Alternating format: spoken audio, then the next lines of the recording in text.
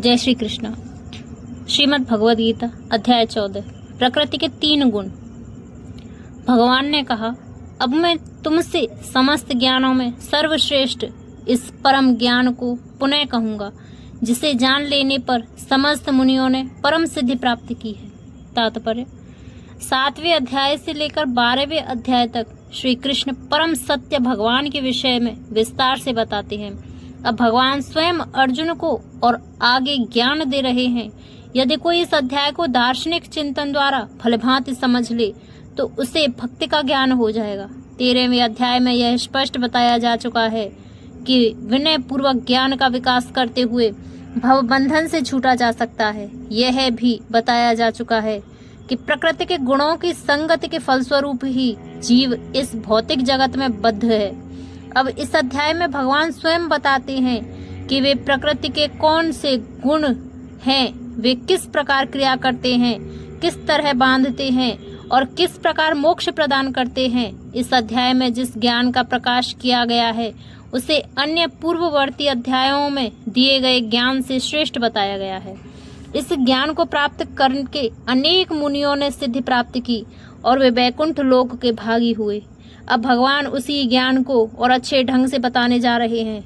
यह ज्ञान अभी तक बताए गए समस्त ज्ञान योग से कहीं अधिक श्रेष्ठ है और इसे जान लेने पर अनेक लोगों को सिद्धि प्राप्त हुई है। अतः यह आशा की जाती है कि जो भी इस अध्याय को समझेगा उसे सिद्धि प्राप्त होगी। इस ज्ञान में स्थिर होकर मनुष्य मेरी जैसी दिव्य प्रकृति स्वभाव को प्राप्त कर सकता है। इस प्रकार स्थित हो जाने पर वह न तो सृष्टि के समय उत्पन्न होता है और न प्रलय के समय विचलित होता है। तात्पर्य: पुण्य दिव्य ज्ञान प्राप्त कर लेने के बाद मनुष्य भगवान से गुणात्मक समता प्राप्त कर लेता है और जन्म मरण के चक्र से मुक्त हो जाता है। लेकिन जीवात्मा के रूप में उसका वह स्वरूप समाप्त नहीं होता। वैदिक ग्रंथों से ज्ञात होता है कि जो मुक्त आत्माएं वैकुंठ जगत में पहुंच चुकी हैं, वे निरंतर परमेश्वर के चरण कमलों के दर्शन करती हुई उनकी दिव्य प्रेम भक्ति में लगी रहती हैं। अतएव मुक्ति के बाद भी भक्तों का अपना निजी स्वरूप नहीं समाप्त होता। सामान्यतः इस संसार में हम जो भी ज्ञान प्राप्त करते हैं वह प्रकृति के 3 गुणों द्वारा दूषित रहता है। जो ज्ञान इन गुणों से दूषित नहीं होता वह दिव्य ज्ञान कहलाता है। जब कोई व्यक्ति इस दिव्य ज्ञान को प्राप्त होता है तो वह परम पुरुष के समकक्ष पद पर पहुंच जाता है। जिन लोगों को चिन्मय आकाश का ज्ञान नहीं है वे मानते हैं कि भौतिक स्वरूप के कार्यकलापों से मुक्त होने पर यह आध्यात्मिक पहचान बिना किसी विविधता के निराकार हो जाती है। लेकिन जिस प्रकार इस संसार में विविधता है उसी प्रकार आध्यात्मिक जगत में भी है। जो लोग इससे परिचित नहीं हैं वे सोचते हैं कि आध्यात्मिक जगत इस भौतिक जगत की विधिवता से उल्टा है। लेकिन वास्तव में होता यह है कि आध्यात्मिक जगत चिन्मय आकाश में मनुष्य को आध्यात्मिक रूप प्राप्त हो जाता है। वहाँ के सारे कार्यकलाप आध्यात्मिक होते हैं और यह आध्यात्मिक स्थिति भक्तिमय जीवन कहलाती है। यह वातावरण अदूषित होता है और यहाँ पर व्यक्ति गुणों की दृष्टि से परमेश्वर के समकक्ष होता है। ऐसा ज्ञान प्राप्त करने के लिए मनुष्य को समस्त आध्यात्मिक गुण उत्पन्न करने होते हैं। जो इस प्रकार से आध्यात्मिक गुण उत्पन्न कर लेता है वह भौतिक जगत के सृजन या उसके विनाश से प्रभावित नहीं होता। हे भरतपुत्र, ब्रह्म नामक समग्र भौतिक वस्तु जन्म लेने का स्तोत्र है और मैं इसी ब्रह्म को गर्भस्थ करता हूँ जिससे समस्त जीवों का जन्म संभव होता है। तात्पर्य: यह संसार की व्याख्या है। जो कुछ घटित होता है वह क्षेत्र, शरीर तथा क्षेत्रज्ञ आत्मा के संयोग से होता है। प्रकृति और जीव का यह संयोग स्वयं भगवान द्वारा संभव बताया गया है। महत तत्व की समग्र ब्रह्मांड का संपूर्ण कारण है और भौतिक कारण की समग्र वस्तु जिसमें प्रकृति के 3 गुण रहते हैं कभी कभी ब्रह्म कहलाती है। परम पुरुष इसी समग्र वस्तु को गर्भस्थ करते हैं जिससे असंख्य ब्रह्मांड संभव हो सके हैं। वैदिक साहित्य में इस समग्र भौतिक वस्तु को ब्रह्मा कहा गया है। परम पुरुष उस ब्रह्मा को जीवों के बीजों के साथ गर्भस्थ करता है। पृथ्वी, जल, अग्नि, वायु आदि 24 तत्व भौतिक शक्ति हैं और वे महद ब्रह्म अर्थात भौतिक प्रकृति के अवयव हैं। जैसा कि 7वें अध्याय में बताया जा चुका है कि इससे परे एक अन्य परा प्रकृति जीव होती है। भगवान की इच्छा से यह परा प्रकृति भौतिक अपरा प्रकृति में मिला दी जाती है, जिसके बाद इस भौतिक प्रकृति से सारे जीव उत्पन्न होते हैं। बिच्छू अपने अंडे धान के ढेर में देती है और कभी कभी यह कहा जाता है कि बिच्छू धान से उत्पन्न हुई है, लेकिन धान बिच्छू के जन्म का कारण नहीं, वास्तव में अंडे माता बिच्छू ने दिए थे। इसी प्रकार भौतिक प्रकृति जीवों के जन्म का कारण नहीं होती, बीज भगवान द्वारा प्रदत्त होता है और प्रकृति से उत्पन्न होते प्रतीत होते हैं। इस तरह प्रत्येक जीव को उसके पूर्व कर्मों के अनुसार भिन्न शरीर प्राप्त होता है, जो इस भौतिक प्रकृति द्वारा रचित होता है, जिसके कारण जीव अपने पूर्व कर्मों के अनुसार सुख या दुख भोगता है। इस भौतिक जगत के जीवों की समस्त अभिव्यक्तियों के कारण भगवान है। हे कुंती पुत्र, तुम यह समझ लो कि मैं समस्त प्रकार के जीव योनियों तथा इस भौतिक प्रकृति में जन्म द्वारा संभव है और मैं उनका बीज प्रदाता पिता हूँ। तात्पर्य, इस श्लोक में स्पष्ट बताया गया है कि भगवान श्री कृष्ण समस्त जीवों के आदि पिता हैं। सारे जीव भौतिक प्रकृति तथा आध्यात्मिक प्रकृति के संयोग से हैं। ऐसे जीव केवल इस लोक में ही नहीं अपितु प्रत्येक लोक में, यहाँ तक कि सर्वोच्च लोक में भी जहाँ ब्रह्म असीम है, पाए जाते हैं। जीव सर्वत्र हैं। पृथ्वी, जल तथा अग्नि के भीतर भी जीव हैं। ये सारे जीव माता, भौतिक प्रकृति तथा बीज प्रदाता कृष्ण के द्वारा प्रकट होते हैं। तात्पर्य यह है कि भौतिक जगत जीवों को गर्भ में धारण किए है, जो सृष्टि काल में अपने पूर्व कर्मों के अनुसार विविध रूपों में प्रकट होते हैं।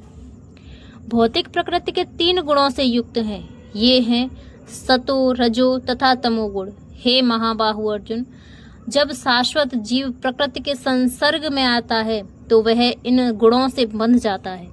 तात्पर्य, दिव्य होने के कारण जीव को इस भौतिक प्रकृति से कुछ भी लेना देना नहीं है। फिर भी भौतिक जगत द्वारा बद्ध हो जाने के कारण वह प्रकृति के 3 गुणों के जादू के वशीभूत होकर कार्य करता है।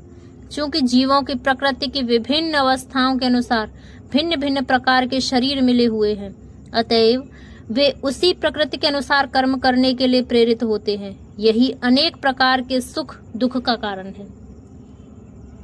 हे निष्पाप, सतोगुण अन्य गुणों की अपेक्षा अधिक शुद्ध होने के कारण प्रकाश प्रदान करने वाला और मनुष्य को सारे पाप कर्मों से मुक्त करने वाला है। जो लोग इस गुण में स्थित होते हैं वे सुख तथा ज्ञान के भाव से बंध जाते हैं। तात्पर्य, प्रकृति द्वारा बद्ध किए गए जीव कई प्रकार के होते हैं। कोई सुखी है और कोई अत्यंत कर्मठ है तो दूसरा असहाय है। इस प्रकार के मनोभाव ही प्रकृति में जीव की बद्ध अवस्था के कारण स्वरूप है। भगवत गीता के इस अध्याय में इसका वर्णन हुआ है कि किस प्रकार भिन्न भिन्न प्रकार से बद्ध है। सर्वप्रथम सतोगुण पर विचार किया गया है कि इस जगत में सतोगुण विकसित करने का लाभ यह है कि मनुष्य अन्य बद्ध जीवों की तुलना में अधिक चतुर हो जाता है। सतोगुणी पुरुष को भौतिक कष्ट उतना पीड़ित नहीं करते और उसमें भौतिक ज्ञान की प्रगति करने की सूझ होती है। इसका प्रतिनिधि ब्राह्मण है जो सतोगुणी माना जाता है।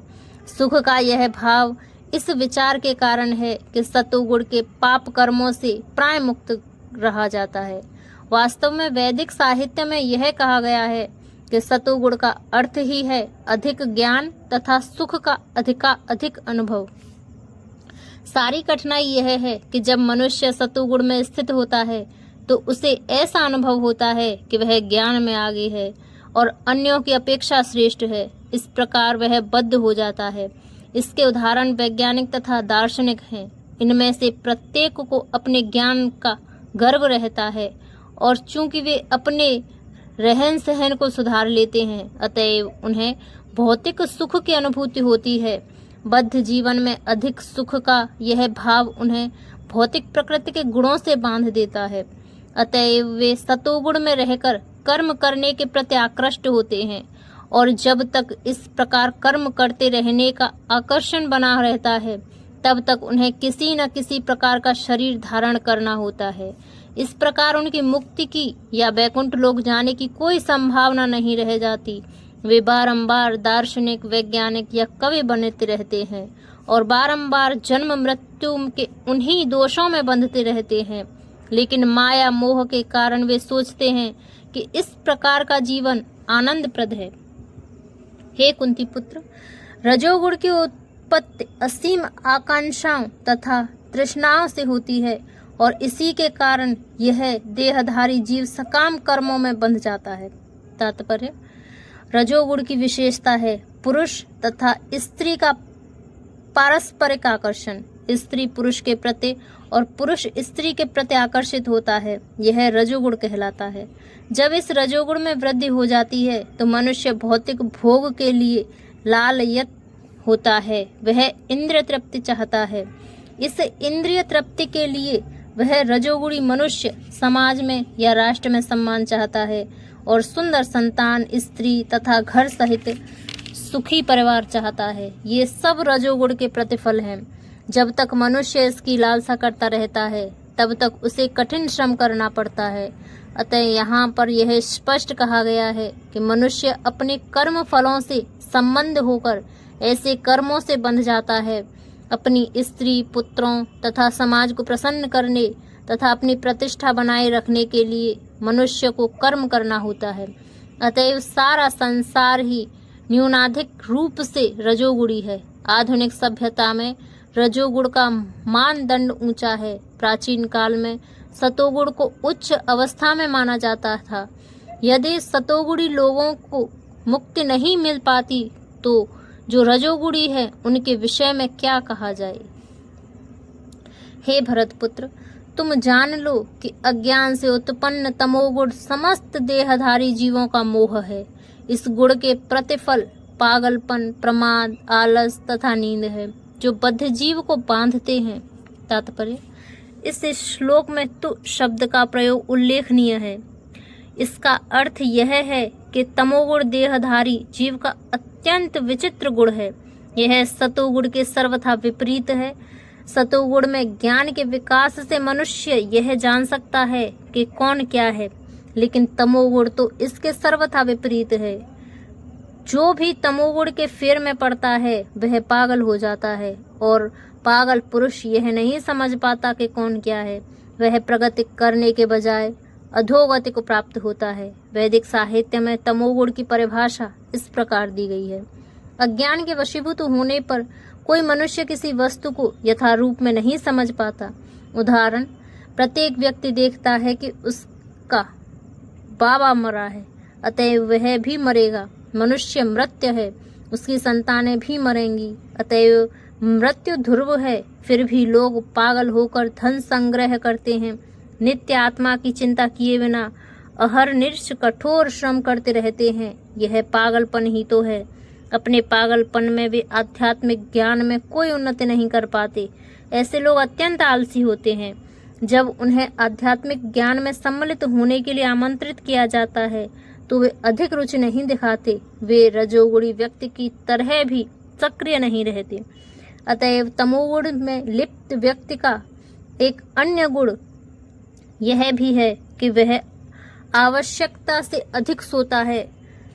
6 घंटे की नींद पर्याप्त है, लेकिन ऐसा व्यक्ति दिन भर में 10-12 घंटे तक सोता है।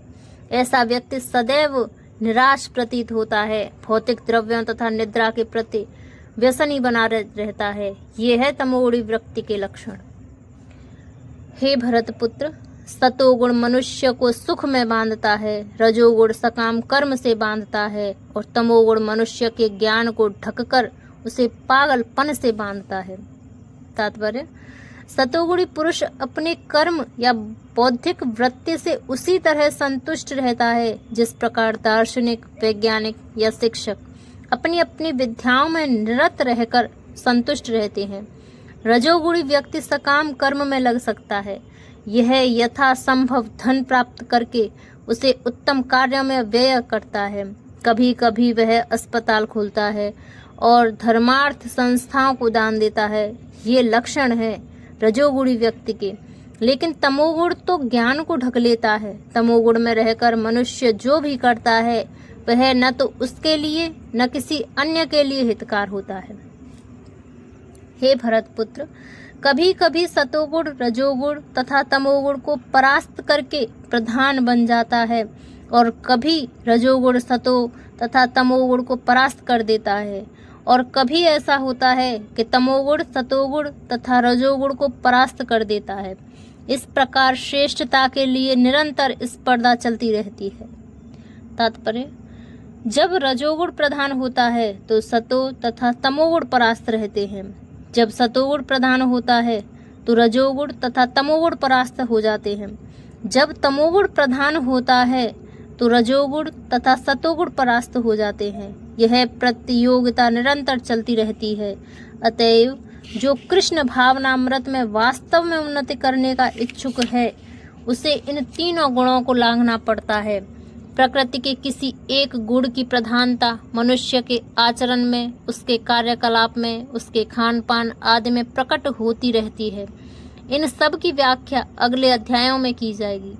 लेकिन यदि कोई चाहे तो वह अभ्यास द्वारा सतोगुण विकसित कर सकता है और इस प्रकार रजोगुण तथा तमोगुण को परास्त कर सकता है। इस प्रकार से रजोगुण विकसित करके तमो तथा सतोगुणों को परास्त कर सकता है, अथवा कोई चाहे तो वह तमोगुण को विकसित करके रजो तथा सतोगुण को परास्त कर सकता है। यद्यपि प्रकृति के ये तीन गुण हैं, किंतु यदि कोई संकल्प कर ले तो उसे सतोगुण का आशीर्वाद तो मिल सकता है और इसे लांघ कर शुद्ध सतोगुण में स्थित हो सकता है, जिसे वासुदेव अवस्था कहते हैं, जिसमें वह ईश्वर के विज्ञान को समझ सकता है। विशिष्ट कार्यों को देखकर ही समझ जा सकता है कि कौन व्यक्ति के किस गुण में स्थित है। सतोगुण की अभिव्यक्ति को तभी अनुभव किया जा सकता है जब शरीर के सारे द्वार ज्ञान के प्रकाश से प्रकाशित होते हैं। तात्पर्य, शरीर में 9 द्वार हैं, 2 आँखें, 2 कान, 2 नथुने, मुंह, गुदा तथा उपस्थ। जब प्रत्येक द्वार सत्व के लक्षण से दीप्तित हो जाए तो समझना चाहिए कि उसमें सतोगुण विकसित हो चुका है। सतोगुण में सारी वस्तुएं अपनी सही स्थिति में दिखाती हैं, सही सुनाई पड़ता है, सही ढंग से उन वस्तुओं को स्वाद मिलता है। मनुष्य का अंत तथा ब्रह्म शुद्ध हो जाता है। प्रत्येक द्वार में सुख के लक्षण उत्पन्न दिखते हैं और यही स्थिति होती है सतोगुण की। हे भरतवंशियों, मैं प्रमुख, जब रजोगुण में वृद्धि हो जाती है तो अत्यधिक आसक्त सकाम कर्म, गहन उद्यम तथा अनियंत्रित इच्छा एवं लालसा के लक्षण प्रकट होते हैं। तात्पर्य, रजोगुणी व्यक्ति कभी भी पहले से प्राप्त पद से संतुष्ट नहीं होता। वह अपना पद बढ़ाने के लिए लालयित रहता है। यदि उसे मकान बनवाना है तो वह महल बनवाने के लिए भरसक प्रयत्न करता है, मानो वह उस महल में सदा रहेगा। वह इंद्रिय तृप्ति के लिए अत्यधिक लालसा विकसित कर लेता है। उसमें इंद्रिय तृप्ति की कोई सीमा नहीं है। वह सदैव अपने परिवार के बीच तथा अपने घर में रहकर इंद्रिय तृप्ति करते रहना चाहता है। इसका कोई अंत नहीं है। इन सारे लक्षणों को रजोगुण का विशेषता मानना चाहिए। जब तमोगुण में वृद्धि हो जाती है तो हे कुरुपुत्र, अंधेरा, जड़ता, प्रमत्तता तथा मोह का प्राकट्य होता है। तात्पर्य, जहाँ प्रकाश नहीं होता वहाँ ज्ञान अनुपस्थित रहता है। तमोगुणी व्यक्ति किसी नियम में बंधकर कार्य नहीं करता। वह अकारण ही अपनी सनक के अनुसार कार्य करता रहता है। यद्यपि उसमें कार्य करने की क्षमता होती है, किंतु वह परिश्रम नहीं करता। यह मोह कहलाता है। यद्यपि चेतना रहती है लेकिन जीवन निष्क्रिय है। ये तमोगुण के लक्षण हैं। जब कोई सतोगुण में मरता है तो उसे महर्षियों के विशुद्ध उच्चतर लोकों की प्राप्ति होती है। तात्पर्य, सतोगुणी व्यक्ति ब्रह्मलोक या जनलोक जैसे उच्च लोकों को प्राप्त करता है और वहां देवी सुख भोगता है। रजोगुणी तथा तमोगुणी से मुक्त भौतिक जगत में अशुद्धियां हैं, लेकिन सतोगुण सर्वाधिक शुद्ध रूप है। विभिन्न जीवों के लिए विभिन्न प्रकार के लोक हैं। जो लोग सतोगुण में मरते हैं वे उन लोकों को जाते हैं जहां महर्षि तथा महान भक्तगण रहते हैं। जब कोई रजोगुण में मरता है तो वह सकाम कर्मियों के बीच में जन्म ग्रहण करता है, और जब कोई तमोगुण में मरता है तो वह पशु योनि में जन्म धारण करता है। तात्पर्य: कुछ लोगों का विचार यह है कि एक बार मनुष्य जीवन प्राप्त करके आत्मा कभी नीचे नहीं गिरता। यह ठीक नहीं है। इस श्लोक के अनुसार यदि कोई तमोगुणी बन जाता है तो वह मृत्यु के बाद पशु योनि को प्राप्त होता है। वहां से जीव को विकास प्रक्रम द्वारा पुनः मनुष्य जीवन तक आना पड़ता है। अतएव जो लोग मनुष्य जीवन के विषय में सचमुच चिंतित हैं उन्हें सतोगुणी बनना चाहिए और अच्छी संगति में रहकर गुणों को लांघ कर कृष्ण भावनामृत में स्थित होना चाहिए। यही मनुष्य जीवन का लक्ष्य है। अन्यथा इसकी कोई निश्चितता नहीं कि मनुष्य को फिर से मनुष्य योनि प्राप्त हो। पुण्य कर्म का फल शुद्ध होता है और सात्विक कहलाता है, लेकिन रजोगुण में संपन्न कर्म का फल दुख होता है और तमोगुण में किए गए कर्म मूर्खता में प्रतिफलित होते हैं। तात्पर्य: सतोगुण में किए गए पुण्य कर्मों का फल शुद्ध होता है। अतएव वे मुनिगण जो समस्त मोह से मुक्त हैं सुखी रहते हैं, लेकिन रजोगुण में किए गए कर्म दुख के कारण बनते हैं। भौतिक सुख के लिए जो भी कार्य किया जाता है उसका विफल होना निश्चित है। उदाहरण: यदि कोई गगनचुम्बी प्रसाद बनवाना चाहता है तो उसके बनने के पूर्व अत्यधिक कष्ट उठाना पड़ता है। मालिक को धन संग्रह के लिए कष्ट उठाना पड़ता है और प्रसाद बनाने वाले श्रमिकों को शारीरिक श्रम करना होता है। इस प्रकार कष्ट तो होते ही हैं। अतएव भगवत गीता का कथन है कि रजोगुण के अधीन होकर जो भी कर्म किया जाता है उसमें निश्चित रूप से महान कष्ट भोगने होते हैं। इससे यह मानसिक तुष्टि हो सकती है कि मैंने यह घर बनवाया या इतना धन कमाया, लेकिन यह कोई वास्तविक सुख नहीं है। जहाँ तक तमोगुण का संबंध है, कर्ता को कुछ ज्ञात नहीं रहता, अतएव उसके समस्त कार्य उस समय दुखदायक होते हैं और बाद में उसे पशु जीवन में जाना पड़ता है। पशु जीवन सदैव दुखमय है। यद्यपि माया के वशीभूत होकर वे इसे समझ नहीं पाते। पशुओं का वध भी तमोगुण के कारण है। पशु वधित यह नहीं जानते कि भविष्य में इस पशु को ऐसा शरीर प्राप्त होगा जिससे वह उसका वध करेगा। यही प्रकृति का नियम है। मानव समाज में यदि कोई किसी मनुष्य का वध कर दे तो उससे प्राण दंड मिलता है। यह राज्य का नियम है। अज्ञानवश लोग यह अनुभव नहीं करते कि परमेश्वर द्वारा नियंत्रित एक पूरा राज्य है। प्रत्येक जीवित प्राणी परमेश्वर की संतान है और उन्हें एक चींटी तक का मारा जाना सहन नहीं है। इसके लिए मनुष्य को दंड भोगना पड़ता है। अतएव स्वाद के लिए पशु वध में रत रहना घोर अज्ञान है। मनुष्य को पशुओं के वध की आवश्यकता नहीं है, क्योंकि ईश्वर ने अनेक अच्छी वस्तुएं प्रदान कर रखी हैं। यदि कोई किसी कारण से मांसाहार करता है तो यह समझना चाहिए कि वह अज्ञानवश ऐसा कर रहा है और अपने भविष्य को अंधकार में बना रहा है। समस्त प्रकार के पशुओं में से गौवध सर्वाधिक अधम है, क्योंकि गाय हमें दूध देकर सभी प्रकार का सुख प्रदान करने वाली है। गौवध एक प्रकार से सबसे अधम कर्म है। वैदिक साहित्य में सूचित करता है कि जो व्यक्ति दूध पीकर गाय को मारना चाहता है वह सबसे बड़ा ज्ञान में रहता है।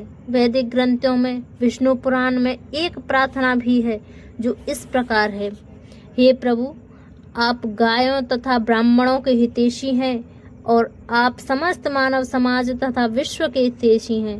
तात्पर्य यह है कि इस प्रार्थना में गायों तथा ब्राह्मणों की रक्षा का विशेष उल्लेख है। ब्राह्मण आध्यात्मिक शिक्षा के प्रतीक हैं। गाय महत्वपूर्ण भोजन की। अतएव इन दोनों जीवों, ब्राह्मणों तथा गायों को पूरी सुरक्षा प्रदान की जानी चाहिए। यही सभ्यता की वास्तविक प्रगति है। आधुनिक मानव समाज में आध्यात्मिक ज्ञान की उपेक्षा की जाती है और गौवध को प्रोत्साहित किया जाता है। इससे यही ज्ञात होता है कि मानव समाज विपरीत दिशा में जा रहा है और अपनी भत्सना का पथ प्रशस्त कर रहा है। जो सभ्यता अपने नागरिकों को अगले जन्मों में पशु बनने के लिए मार्गदर्शन करती हो, वह निश्चित रूप से मानव सभ्यता नहीं है। निसंदेह आधुनिक मानव सभ्यता रजोगुण तथा तमोगुण के कारण कुमार्ग पर जा रही है। यह अत्यंत घातक युग है और समस्त राष्ट्रों को चाहिए कि मानवता को महानतम संकट से बचाने के लिए कृष्ण भावनामृत की सरल विधि प्रदान करे। सतोगुण में से वास्तविक ज्ञान उत्पन्न होता है, रजोगुण से लोभ उत्पन्न होता है, तमोगुण से अज्ञान, प्रमाद और मोह उत्पन्न होता है। तात्पर्य, जो कि वर्तमान सभ्यता जीवों के लिए अधिक अनुकूल नहीं है, अतएव उनके लिए कृष्ण भावनामृत की संस्तुति की जाती है। कृष्ण भावनामृत के माध्यम से समाज में सतोगुण विकसित होता है। सतोगुण विकसित हो जाने पर लोग वस्तुओं को असली रूप में देख सकेंगे। तमोगुण में रहने वाले लोग पशुतुल्य होते हैं और वे वस्तुओं को स्पष्ट रूप से नहीं देख पाते। उदाहरण, तमोगुण में रहने के कारण लोग यह नहीं देख पाते कि जिस पशु का वे वध कर रहे हैं उसी के द्वारा वे अगले जन्म में मारे जाएंगे। वास्तविक ज्ञान की शिक्षा न मिलने के कारण अनुत्तरदायी बन जाते हैं। इस उच्छल श्रृंखला को रोकने के लिए जनता में सतोगुण उत्पन्न करने वाली शिक्षा देने आवश्यक है।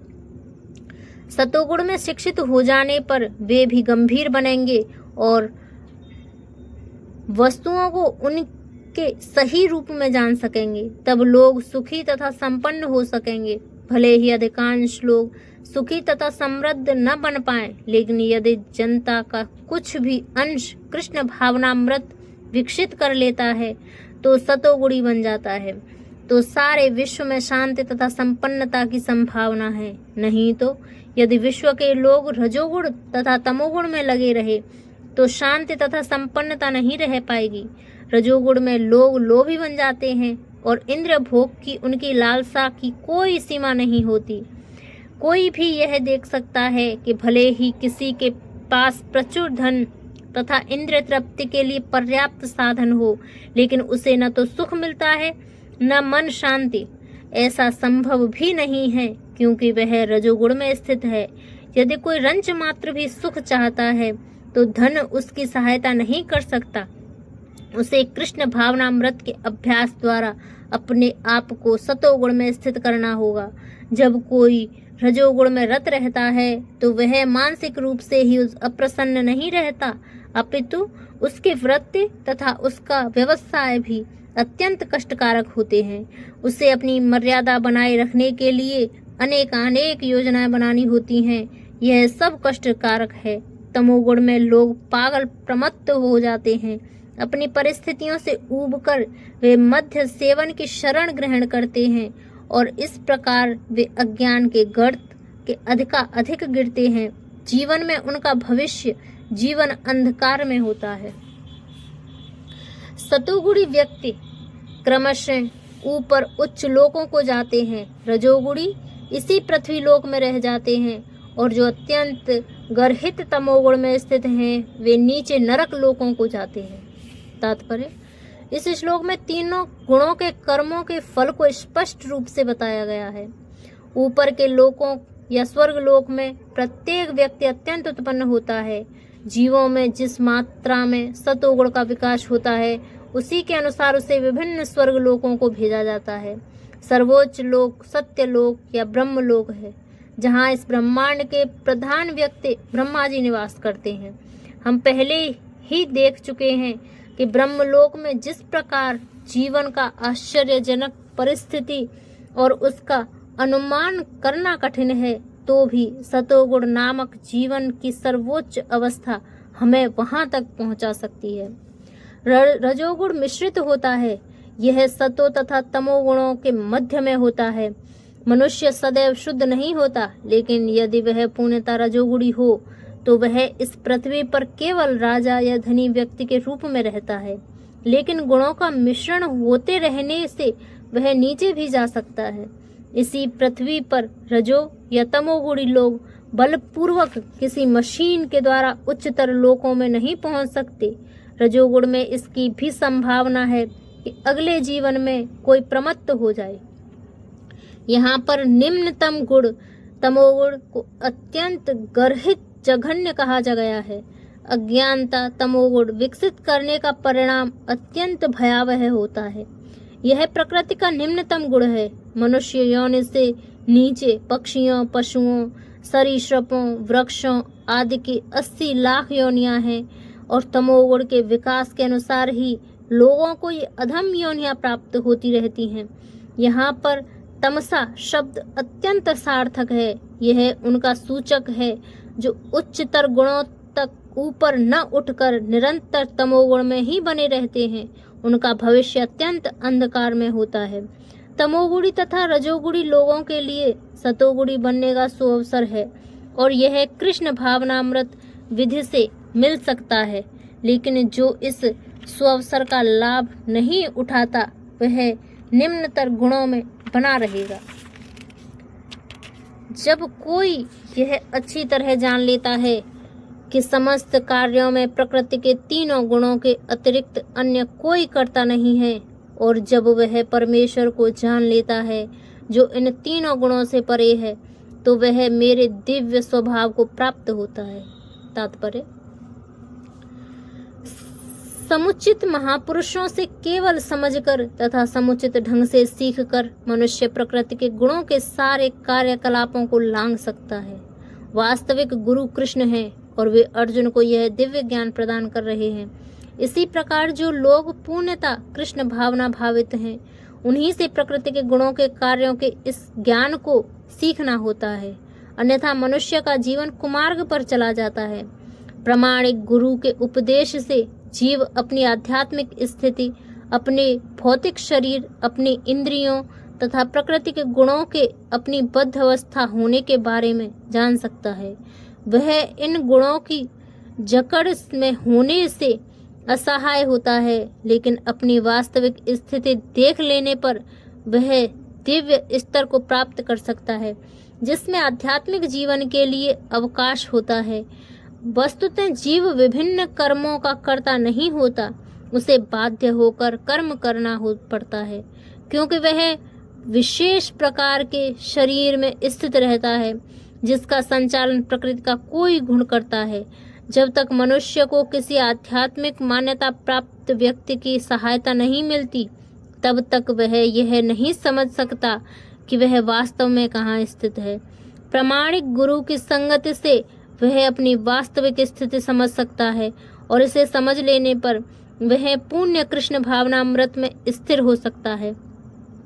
कृष्ण भावना भावित व्यक्ति कभी भी प्रकृति के गुणों के चमत्कार से नियंत्रित नहीं होता। 7वें अध्याय में बताया जा चुका है कि जो कृष्ण की शरण में जाता है वह प्रकृति के कार्यों से मुक्त हो जाता है। जो व्यक्ति वस्तुओं की यथा रूप में देख सकता है, उस पर प्रकृति का प्रभाव क्रमशः घटता जाता है। जब देहधारी जीव भौतिक शरीर से संबंध इन तीनों गुणों को लांघने में समर्थ होता है, तो वह जन्म, मृत्यु, बुढ़ापा तथा अनेक कष्टों से मुक्त हो सकता है और इस जीवन में अमृत का भोग कर सकता है। तात्पर्य: इस श्लोक में बताया गया है कि किस प्रकार इसी शरीर में कृष्ण भावना भावित होकर दिव्य स्थिति में रहा जा सकता है। संस्कृत शब्द देही का अर्थ है देहधारी। यद्यपि मनुष्य इस भौतिक शरीर के भीतर रहता है, लेकिन अपने आध्यात्मिक ज्ञान की उन्नति के द्वारा वह प्रकृति के गुणों के प्रभाव से मुक्त हो सकता है। वह इसी शरीर में आध्यात्मिक जीवन का सुख उपभोग कर सकता है, क्योंकि इस शरीर के बाद उसका वैकुंठ जाना निश्चित है, लेकिन वह इसी शरीर में आध्यात्मिक सुख उठा सकता है। दूसरे शब्दों में, कृष्ण भावनामृत में भक्ति करना भवपाश से मुक्ति का संकेत है और अध्याय 15 में इसकी व्याख्या की जाएगी। जब मनुष्य प्रकृति के गुणों के प्रभाव से मुक्त हो जाता है तो वह भक्ति में प्रविष्ट होता है। अर्जुन ने पूछा, हे भगवान, जो इन तीनों गुणों से परे है वह किन लक्षणों के द्वारा जाना जाता है, उसका आचरण कैसा होता है और वह प्रकृति के गुणों को किस प्रकार लांघता है। तात्पर्य, इस श्लोक में अर्जुन के प्रश्न अत्यंत उपयुक्त हैं। वह उस पुरुष के लक्षण जानना चाहता है जिसने भौतिक गुणों को लांघ लिया है। सर्वप्रथम वह ऐसे दिव्य पुरुष के लक्षणों के विषय में जिज्ञासा करता है कि कोई कैसे समझे कि उसने प्रकृति के गुणों के प्रभाव को लांघ लिया है। उसका दूसरा प्रश्न है कि ऐसा व्यक्ति किस प्रकार रहता है और उसके कार्यकलाप क्या हैं, क्या वे नियमित होते हैं या अनियमित। फिर अर्जुन उन साधनों के विषय में पूछता है जिससे वह दिव्य स्वभाव प्रकृति प्राप्त कर सके। यह अत्यंत महत्वपूर्ण है। जब तक कोई उन प्रत्यक्ष साधनों को नहीं जानता जिनसे वह सदैव दिव्य पद पर स्थित रहे, तब तक लक्षणों के दिखने का प्रश्न ही नहीं उठता। अतएव अर्जुन द्वारा पूछे गए ये सारे प्रश्न अत्यंत महत्वपूर्ण हैं और भगवान उनका उत्तर देते हैं।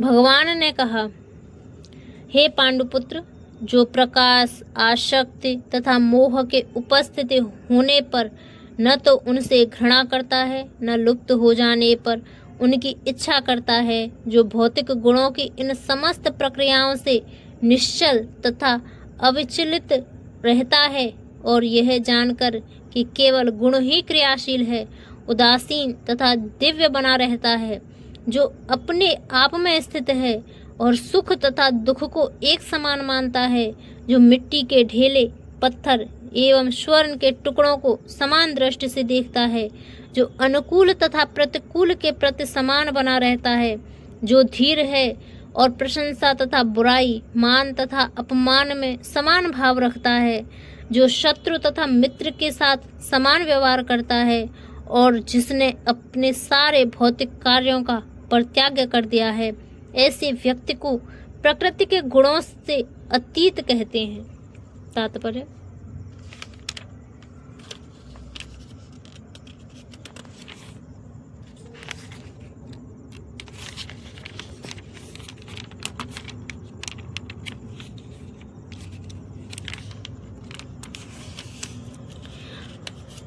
अर्जुन ने भगवान कृष्ण से 3 प्रश्न पूछे और उन्होंने क्रमशः एक एक का उत्तर दिया।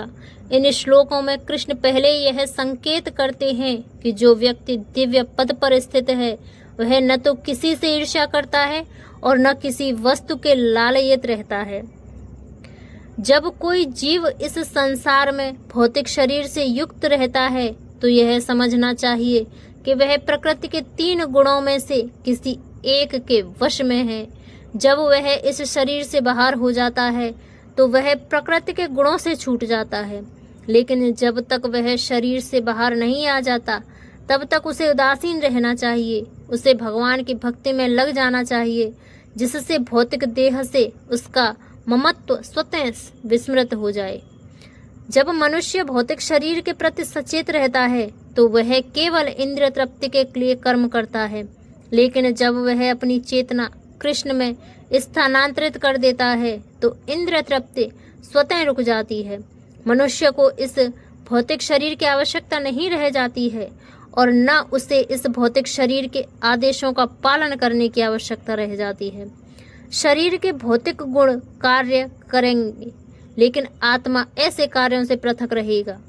वह किस तरह पृथक होता है? वह न तो शरीर का भोग करना चाहता है, न उससे बाहर जाना चाहता है।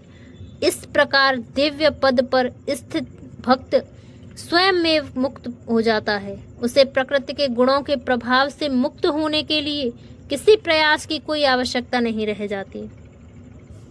अगला प्रश्न दिव्य पद पर आसीन व्यक्ति के व्यवहार के संबंध में है। भौतिक पद पर स्थित व्यक्ति शरीर को मिलने वाले तथा कथित मान तथा अपमान से प्रभावित होता है, लेकिन दिव्य पद पर आसीन व्यक्ति कभी ऐसे मिथ्या मान तथा अपमान से प्रभावित नहीं होता, वह कृष्ण भावनामृत में रहकर अपना कर्तव्य निभाता है और इसकी चिंता नहीं करता कि कोई व्यक्ति उसका सम्मान करता है या अपमान। वह उन बातों को स्वीकार कर लेता है जो कृष्ण भावनामृत में उसके कर्तव्य के अनुकूल हैं, अन्यथा उसे किसी भौतिक वस्तु की आवश्यकता नहीं रहती, चाहे वह पत्थर हो या सोना। वह प्रत्येक व्यक्ति को जो कृष्ण भावनामृत के संपादन में उसकी सहायता करता है अपना मित्र मानता है और वह अपने तथा कथित शत्रु से भी घृणा नहीं करता। वह समभाव वाला होता है। वह सारी वस्तुओं को समान धरातल पर देखता है, क्योंकि वह इससे भलीभांति जानता है कि उसे इस संसार से कुछ भी लेना देना नहीं है। उसे सामाजिक तथा राजनीतिक विषय तनिक भी प्रभावित नहीं कर पाते, क्योंकि वह लक्षण उथल पुथल कर तथा उत्पादों की स्थिति में अवगत रहता है। वह अपने लिए कोई कर्म नहीं करता। कृष्ण के लिए वह कुछ भी कर सकता है, लेकिन अपने लिए वह किसी प्रकार का प्रयास नहीं करता। ऐसे आचरण से मनुष्य वास्तव में दिव्य पद पर स्थित हो सकता है। जो समस्त परिस्थितियों में अविचलित भाव से पुण्य भक्ति में प्रवृत्त होता है, वह तुरंत ही प्रकृति के गुणों को लांघ जाता है और इस प्रकार ब्रह्म के स्तर तक पहुंच जाता है। तात्पर्य: यह श्लोक अर्जुन के तृतीय प्रश्न के उत्तर स्वरूप है। प्रश्न है, दिव्य स्थिति प्राप्त करने का साधन क्या है? जैसा कि पहले बताया जा चुका है, यह भौतिक जगत प्रकृति के गुणों के चमत्कार के अंतर्गत कार्य कर रहा है। मनुष्य को गुणों के कर्मों से विचलित नहीं होना चाहिए। उसे चाहिए कि अपनी चेतना ऐसे कार्यों में न लगाकर उसे कृष्ण कार्यों में लगाए। कृष्ण कार्य भक्ति योग के नाम से विख्यात है, जिनमें सदैव कृष्ण के लिए कार्य करना होता है। इसमें न केवल कृष्ण ही आते हैं, अपितु उनके विभिन्न पूर्णांश भी सम्मिलित हैं, यथा राम तथा नारायण। उनके असंख्य अंश हैं जो कृष्ण के किसी भी रूप या उनके पुण्यांश की सेवा में प्रवृत्त होता है, उसे दिव्य पद पर स्थित समझना चाहिए। यह ध्यान देना होगा कि कृष्ण के सारे रूप पुण्यता दिव्य और सच्चिदानंद स्वरूप हैं। ईश्वर के ऐसे रूप सर्वशक्तिमान तथा सर्वज्ञ होते हैं और उसमें समस्त दिव्य गुण पाए जाते हैं। अतएव यदि कोई कृष्ण या उनके पुण्यांशों की सेवा में दृढ़ संकल्प के साथ प्रवृत्त होता है, तो यद्यपि प्रकृति के गुणों को जीत पाना कठिन है, लेकिन वह उन्हें सरलता से जीत सकता है। इसकी व्याख्या 7वें अध्याय में पहले की जा चुकी है। कृष्ण की शरण ग्रहण करने पर तुरंत ही प्रकृति के गुणों के प्रभाव को लांघा जा सकता है। कृष्ण भावनामृत या कृष्ण भक्ति में होने का अर्थ है कृष्ण के साथ समानता प्राप्त करना। भगवान कहते हैं कि उनकी प्रकृति सच्चिदानंद स्वरूप है और सारे जीव परम के अंश हैं। जिस प्रकार सोने के कण सोने की खान के अंश हैं, इस प्रकार जीव अपनी आध्यात्मिक स्थिति में सोने के समान या कृष्ण के समान ही गुण वाला होता है, किंतु विशिष्टता का अंतर बना रहता है, अन्यथा भक्ति योग का प्रश्न ही नहीं उठता। भक्ति योग का अर्थ है कि भगवान है, भक्त है, भगवान और भक्त के बीच प्रेम का आदान प्रदान चलता रहता है। अतएव भगवान में और भक्त में दो व्यक्तियों का विशिष्ट तत्व वर्तमान रहता है, अन्यथा भक्ति योग का कोई अर्थ नहीं है। यदि कोई भगवान जैसे दिव्य स्तर तक स्थित नहीं है, तो वह भगवान की सेवा नहीं कर सकता। उदाहरण, राजा का निजी सहायक बनने के लिए कुछ योग्यताएं आवश्यक हैं। इस तरह भगवत सेवा के लिए योग्यताएं हैं कि ब्रह्मा बना जाए, भौतिक कलमश से मुक्त हुआ जाए। वैदिक साहित्य में कहा गया है, ब्रह्मवे सन ब्रह्म प्रयते। इसका अर्थ है गुणात्मक रूप से मनुष्य को ब्रह्म से एकाकार हो जाना चाहिए, लेकिन ब्रह्म तत्व प्राप्त करने पर मनुष्य व्यष्टि आत्मा के रूप में अपने शाश्वत ब्रह्म स्वरूप को खोता नहीं, और मैं ही उस निराकार ब्रह्मा का आश्रय हूँ जो अमृत्य अविनाशी तथा शाश्वत है और चरम सुख का स्वाभाविक पद है। तात्पर्य, ब्रह्मा का स्वरूप है अमरता, अविनाशिता, शाश्वता तथा सुख। ब्रह्मा तो दिव्य साक्षात्कार का शुभारंभ है। परमात्मा इस दिव्य साक्षात्कार के मध्य या द्वितीय अवस्था है। भगवान परम सत्य के चरम साक्षात्कार हैं। अतएव परमात्मा तथा निराकार ब्रह्मा दोनों ही परम पुरुष के भीतर रहते हैं। 7वें अध्याय में बताया जा चुका है कि प्रकृति परमेश्वर की अपरा शक्ति की अभिव्यक्ति है। भगवान इस अपरा प्रकृति में परा प्रकृति को गर्भस्थ करते हैं और भौतिक प्रकृति के लिए यह आध्यात्मिक स्पर्श है। जब इस प्रकृति द्वारा बद्ध जीव आध्यात्मिक ज्ञान का अनुशीलन करना प्रारंभ करता है तो वह इस भौतिक जगत के पद से ऊपर उठने लगता है और क्रमशः परमेश्वर के ब्रह्म बोध तक उठ जाता है। ब्रह्म बोध की प्राप्ति आत्म साक्षात्कार की दिशा में प्रथम अवस्था है और इस अवस्था में ब्रह्मभूत व्यक्ति भौतिक पद को पार कर जाता है, लेकिन वह ब्रह्म साक्षात्कार में पूर्णता प्राप्त नहीं कर पाता। यदि वह चाहे तो इस ब्रह्म पद पर बना रह सकता है और धीरे धीरे परमात्मा के साक्षात्कार को और फिर भगवान के साक्षात्कार को प्राप्त हो सकता है। वैदिक साहित्य में इसके उदाहरण भरे पड़े हैं। चारों कुमार पहले निराकार ब्रह्म में स्थित थे, लेकिन क्रमशः भक्ति पद तक उठ गए। जो व्यक्ति निराकार ब्रह्म पद से ऊपर नहीं उठ पाता, उसके नीचे गिरने का डर बना रहता है। श्रीमद् भागवत में कहा गया है कि भले ही कोई निराकार ब्रह्मा की अवस्था को प्राप्त कर ले, किंतु इससे ऊपर उठे बिना तथा परम पुरुष के विषय में सूचना प्राप्त किए बिना उसकी बुद्धि विमल नहीं हो पाती। अतएव ब्रह्म पद तक उठ जाने के बाद भी यदि भगवान की भक्ति नहीं की जाती तो नीचे गिरने का भय बना रहता है। वैदिक भाषा में यह भी कहा गया है कि रस के आगार भगवान श्री कृष्ण जान लेने पर मनुष्य वास्तव में दिव्य आनंद में हो जाता है। परमेश्वर 6 ऐश्वर्यों से पूर्ण है और जब भक्त निकट पहुंचता है तो इन 6 ऐश्वर्यों का आदान प्रदान होता है। राजा का सेवक लगभग राजा के ही समान पद का भोग करता है। इस प्रकार के शाश्वत सुख, अविनाशी सुख तथा शाश्वत जीवन भक्ति के साथ साथ चलते हैं। अतएव भक्ति में ब्रह्म साक्षात्कार या शाश्वतता या अमरता सम्मिलित रहते हैं। भक्ति में प्रवृत्त व्यक्ति में ये पहले से ही प्राप्त रहते हैं। जीव यद्यपि स्वभाव से ब्रह्मा होता है, लेकिन उसमें भौतिक जगत पर प्रभुत्व जताने की इच्छा रहती है, जिसके कारण वह नीचे गिरता है।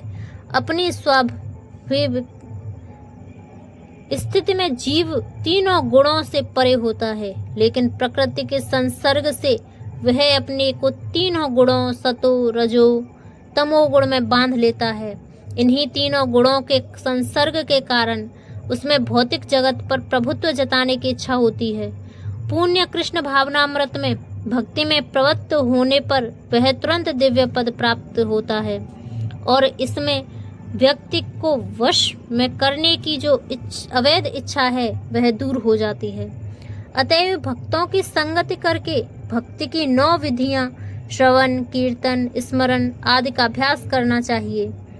धीरे धीरे ऐसी संगति से तथा गुरु के प्रभाव से मनुष्य की प्रभुता जताने वाली इच्छा समाप्त हो जाएगी और वह भगवान की दिव्य प्रेम भक्ति में दृढ़ता पूर्वक स्थित हो सकेगा। इस विधि की संस्तुति इस अध्याय के 12वें श्लोक से लेकर इस अंतिम श्लोक तक की गई है। भगवान की भक्ति अतीव सरल है। मनुष्य को चाहिए कि भगवान की सेवा में लगे, श्री विग्रह को अर्पित भोजन का उच्छिष्ट खाए, भगवान के चरण कमलों पर चढ़ाए गए पुष्पों की सुगंध सूंघे, भगवान के लीला स्थलों का दर्शन करे, भगवान के विभिन्न कार्यकलापों और उनके भक्तों के साथ प्रेम विनिमय के बारे में पढ़े। सदा हरे कृष्ण कृष्ण कृष्ण हरे हरे, हरे राम राम राम हरे हरे इस महामंत्र की दिव्य ध्वनि का कीर्तन करें। भगवान तथा उनके भक्तों के आविर्भाव तथा तिरोधनों को मनाने वाले दिनों में उपवास करें। ऐसा करने से मनुष्य समस्त भौतिक गतिविधियों से विरक्त हो जाएगा।